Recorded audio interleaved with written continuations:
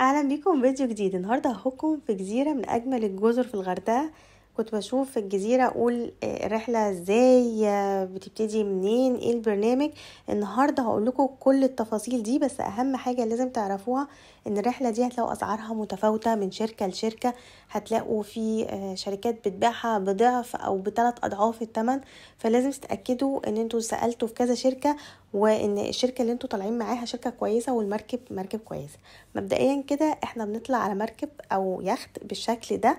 بتكون طبعا يعني انا بصراحه اليخت عجبني جدا، كان نظيف وشكله حلو وجديد. وطبعا طول ما انتوا ماشيين هتلاقوا مناظر جميله جدا في البحر. الرحلة بتبدأ الساعة 8:30 تقريبا الصبح، وبتفضلوا في البحر لحد ما توصلوا للجزيرة من 1:30 تقريبا، ساعة ونص لحد ما بتوصلوا الجزيرة. كل الوقت ده انتوا قاعدين بتستمتعوا بجمال البحر، وطول ما انتوا طبعا ماشيين بتلاقوا يعني المية بألوان مختلفة. هتلاقوا فيه الوان تركواز، هتبصوا تلاقوا المية غمقت في اماكن، وطول برضو ما انتوا ماشيين هتلاقوا مناظر جميلة جدا ومباني هتشوفوها.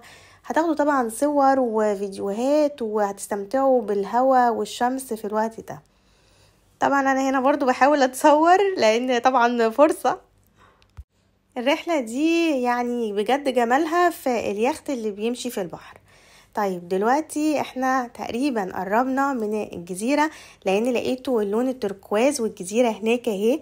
كل ما بنقرب من الجزيرة المية اللون التركواز بتاعها بيظهر. طيب احنا بنوصل للجزيرة بمركب تانية غير اليخت ده، مركب صغيرة بتاخدنا من اليخت تودينا الجزيرة، ودي المركب اللي احنا راكبينها دلوقتي. وصلنا الجزيرة وطبعا اتوهمت بلون المية كأنكم فعلا في المالديفز. هتلاقوا هناك مراجيح حلوة قوي في المية تتصوروا عندها، وطبعا شايفين منظر الجبل، لون المية ونقائها تحفة يا جماعة. وهتلاقوا كراسي برضو عاملين ديكورات كده وحركات حلوة، تعملوا فيديوهات وتاخدوا صور حلوة قوي هناك. طبعا مدة الرحلة في الجزيرة بتقعدوا ساعة، وبعد كده بنرجع اليخت، بنبقى متفقين على الميعاد اللي هنتقابل فيه. الحاجة الوحيدة اللي معجبتنيش في الجزيرة انه مش هتلاقوا فيها دش بعد ما تطلعوا من المية المالحة، فالملح بيكون صعب قوي في بقية الرحلة.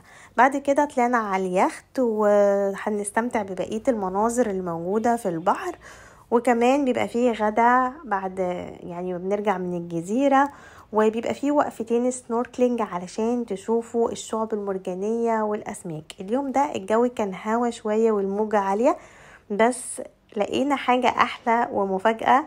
بصينا لقينا 2 دولفين بيلعبوا في المية، وطبعا كل الناس لما شافتهم قعدوا يصفروا لهم، وانبسطنا جدا لان يعني اللي كان معانا في المركب قال لنا ان الدولفينز دي ما بتبقاش موجودة على طول، ودي حاجة نادرة جدا ان الدولفينز دي تطلع بالشكل ده في وسط الناس.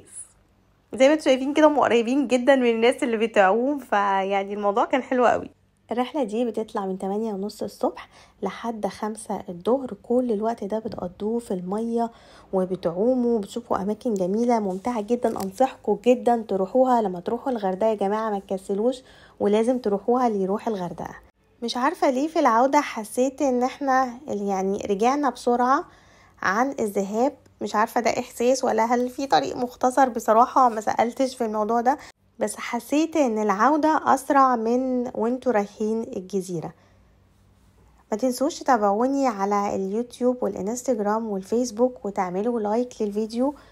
اشوفكم الفيديو الجاي على خير. باي باي.